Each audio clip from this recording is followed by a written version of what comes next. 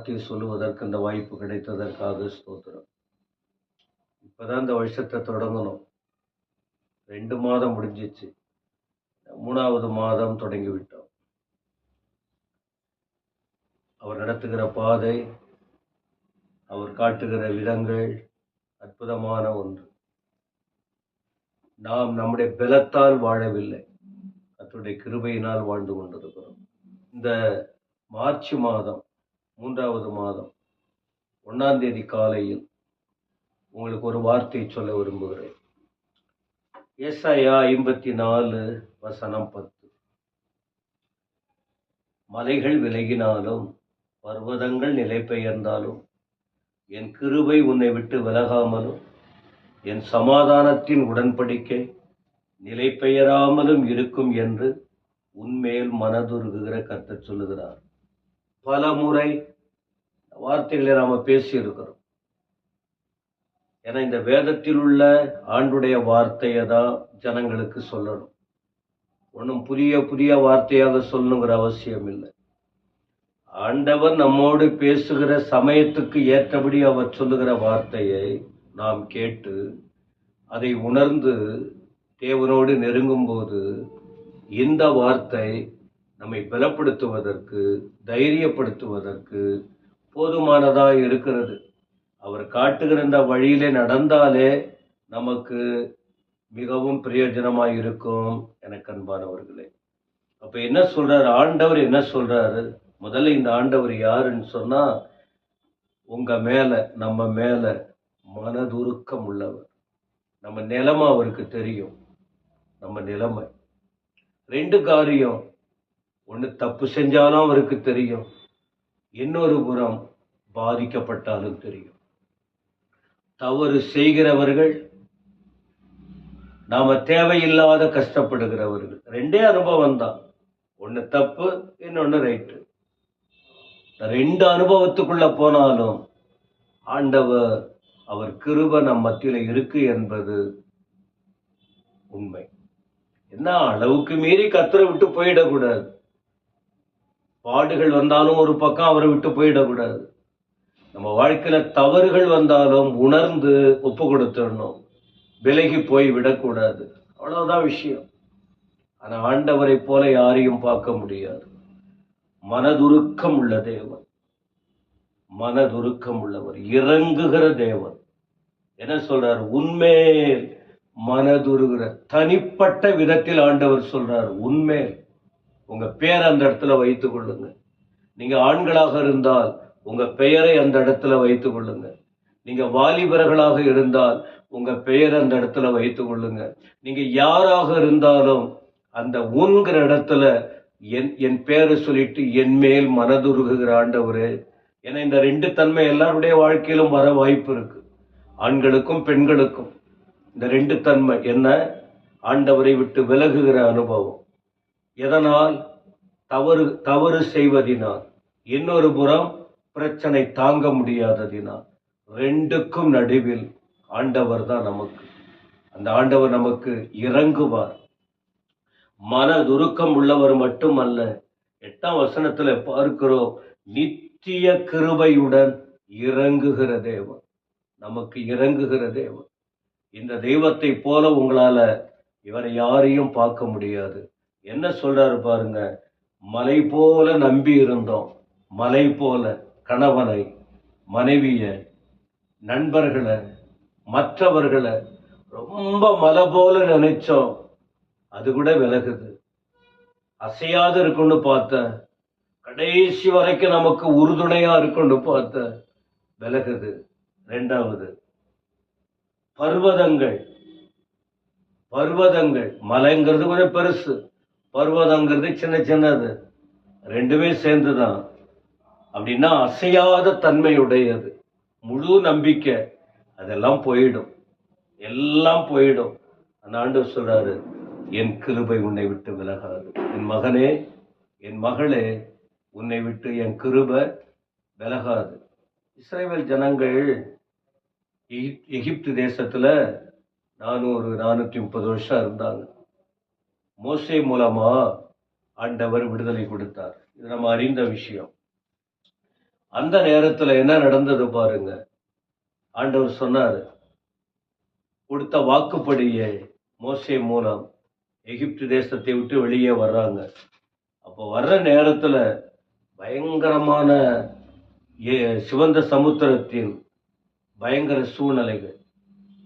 ஆண்டவர் கூட இருக்கார், மோசே கூட இருக்கிறார்.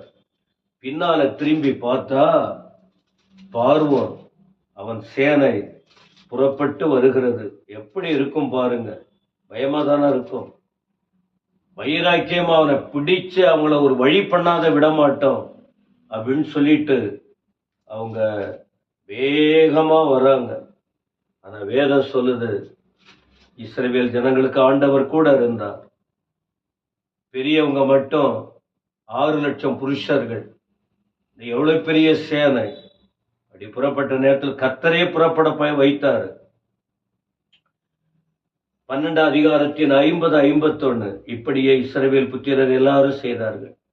கர்த்தர் மோசேக்கும் ஆரோனுக்கும் கட்டளை எப்படி செய்தார்கள். அன்றைய தினமே கர்த்தர் இஸ்ரவேல் புத்திரரை அணி அணியாய் எகிப்து தேசத்திலிருந்து புறப்பட பண்ணினார். அப்புறம் புறப்பட்டு போறாங்க. போகும்போது பிரச்சனை வருது. அப்ப அந்த நேரத்துல என்ன நடக்குதுன்னு சொன்னால் 13ஆம் அதிகாரத்தின் 21, 22 அவர்கள் இரவும் பகலும் வழி நடக்க கூடும்படிக்கு கர்த்தர் பகலில் அவர்களை வழிநடத்த மேகஸ்தம்பம், இரவில் அவர்களுக்கு வெளிச்சம் காட்ட அக்கினி ஸ்தம்பம் அவர்களுக்கு முன் சென்றார். பகலில் மேகஸ்தம்பமும் இரவில் அக்கினி ஸ்தம்பமும் ஜனங்களிடத்திலிருந்து விலகி போகவில்லை, விலகல. இரவிலும் மேகஸ்தம்பம், இரவில் அக்கினி ஸ்தம்பம், பகலில் மேகஸ்தம்பம். ஏன் பகல் வெளிச்சம் அதிகமா இருக்கும், ஒரு நல்ல நிழலோட்டமா. அக்கினி ஸ்தம்பம் இரவுல, ஏன் வெளிச்சம் வேணும், குளிர் அதிகமா இருக்கும், வெளிச்சம் வேணும். ஆண்டவருடைய பிள்ளைகளை விட்டு விலகவில்லை. கர்த்தர் அவர்களுக்கு முன் சென்றார். மலைகள் விலகினாலும் பர்வதங்கள் நிலை பெயர்ந்தாலும் என் கிருபை உன்னை விட்டு விலகாது, என் கிருபை உன்னை விட்டு விலகாது. அவருடைய கிருபை சங்கீதம் 52:1 சொல்லுகிறது, அவர் கிருபை என்றைக்கும் இருக்கிறது. நம் தேவன் என்றைக்கும் விலகுகிறவர் அல்ல பிரியமானவர்கள்.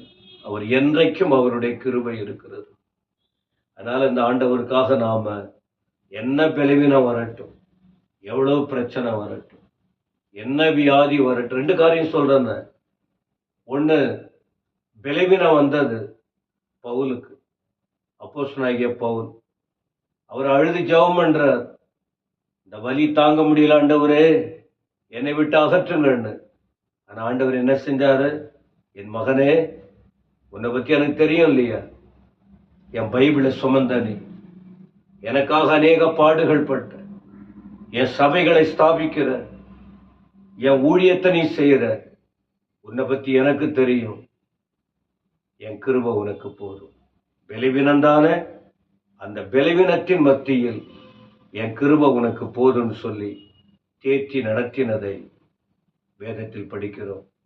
2 கொரிந்தியர் 12:9.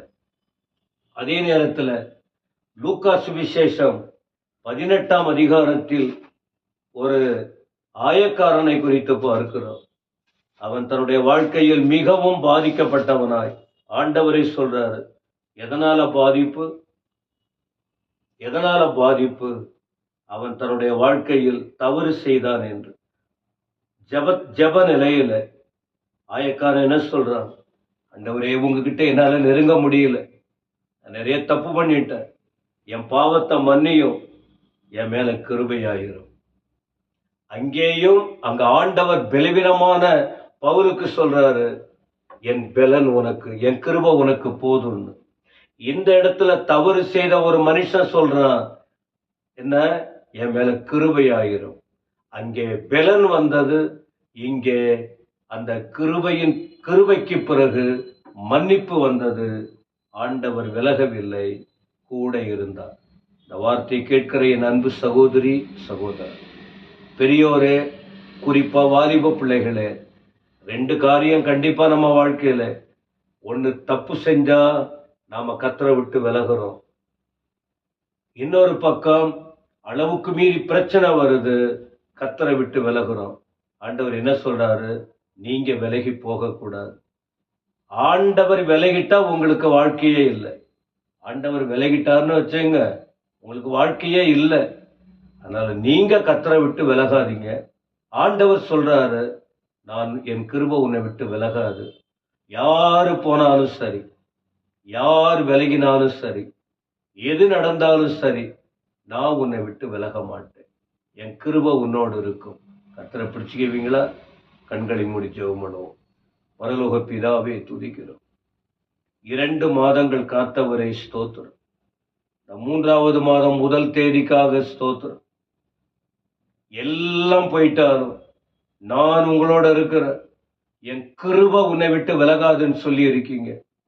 இதை உணர்ந்து நாங்கள் அனைவரும் வாழ உதவி செய்யும். எல்லாரையும் பக்குவப்படுத்தும். பிரச்சனைகளை மாற்றும், வியாதிகளை மாற்றும், நெருக்கங்களை நீக்கி போடும், கண்ணீரை துடையும், சமாதானம் தார். உமைக்கேற்றபடி வாழட்டும்.